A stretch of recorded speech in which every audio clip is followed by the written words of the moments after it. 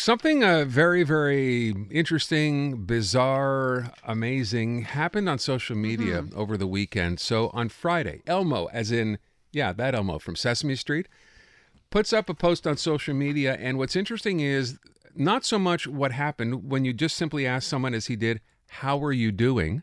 That's it. That's how he asked with. He asked the internet, how are you doing? And on the first part on Friday, he was getting pretty positive reactions, right? People were saying, hey, I'm okay. How are you? That kind of a stuff. Pretty light. Elmo would always tweet back or whatever social site they were on. I'm okay. Elmo loves you. Stuff like that you'd expect from Elmo. But when Monday came around, things started becoming very, very differently. And yeah, it wasn't even a matter of a couple of good ones or bad ones. It turned rather dramatically, getting stuff like, I'm broke. I got nowhere to sleep.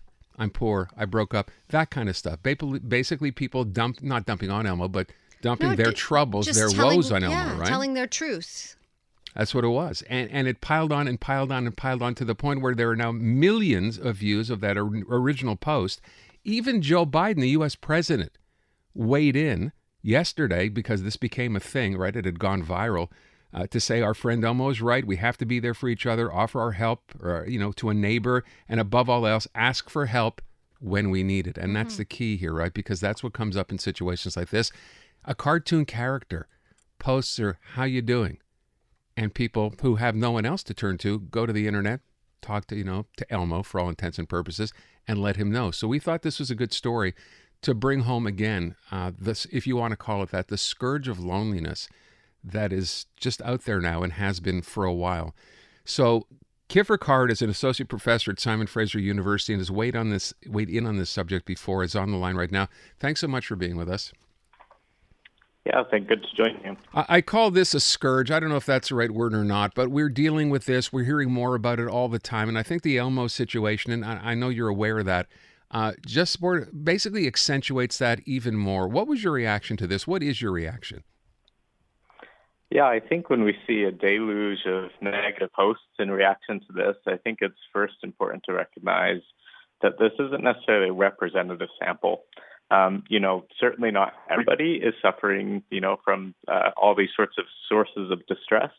But that doesn't mean that this still isn't a crisis. Approximately 20% of Canadians encounter mental illness annually, and it is actually one of the most common risk factors for disability and unemployment in Canada.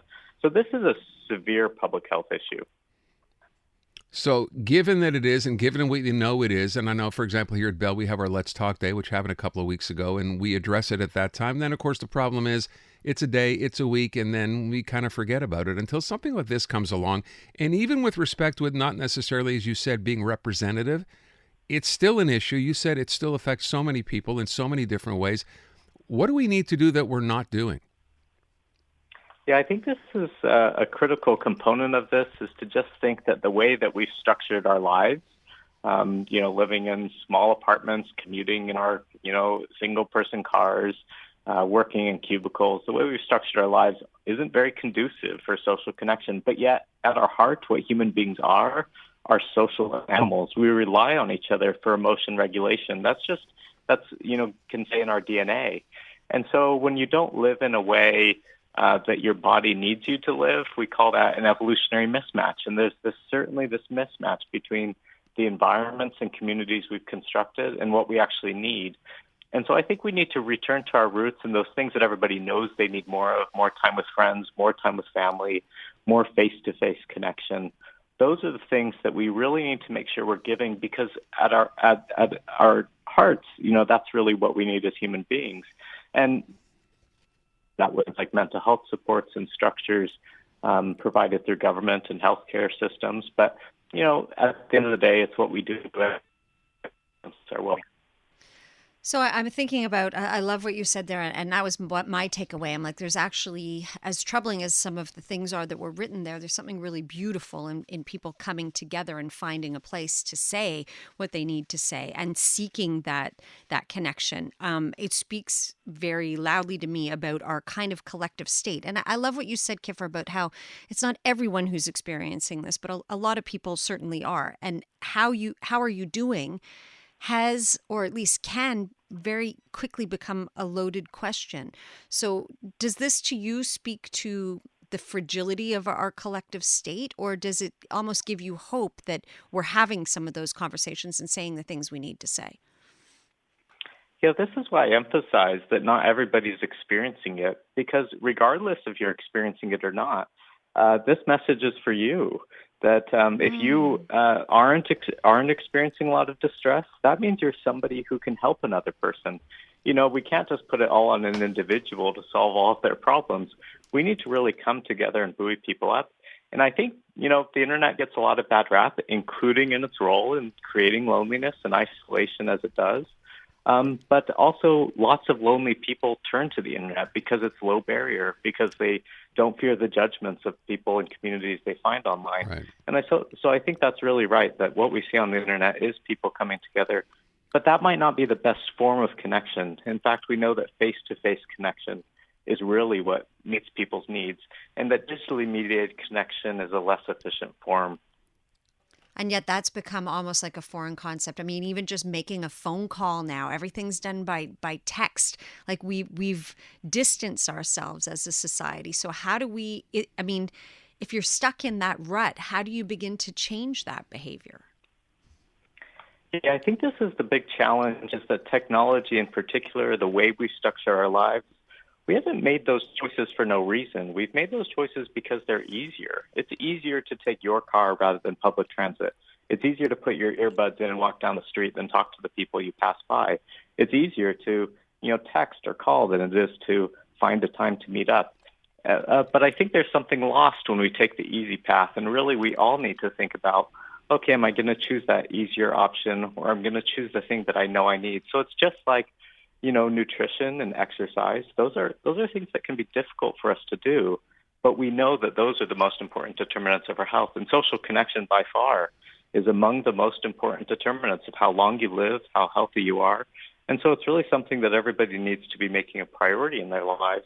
And I think it doesn't need to be monumental change all at once, but taking little steps along the way each day to think how you can be more connected. I just want to mention in this Elmo situation that set up this entire conversation, it was so overwhelming that at one point, and remember, Elmo's trying to answer every post, which obviously after, so many is not possible.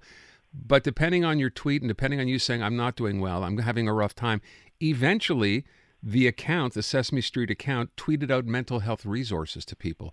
Something perhaps they could not have gotten or would never have thought to have even looked for anywhere else, end up getting from a cartoon character from an account on Sesame Street, which to me is remarkable. But you're right, it doesn't necessarily replace that face-to-face connection.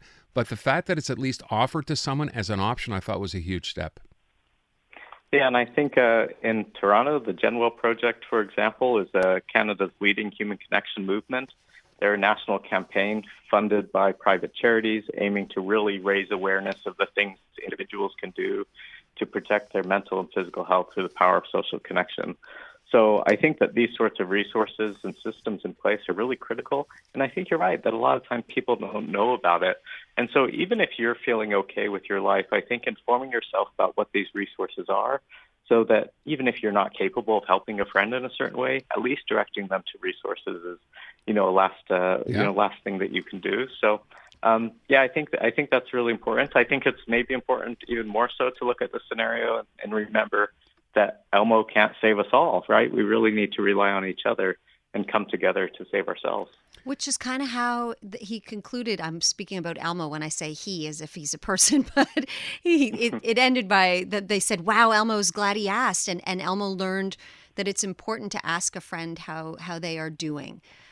That's such a simple takeaway, and yet it's kind of everything. A lot of the times is, what we need to do is create vulnerability to share about ourselves with each other, so that we can really connect with each other.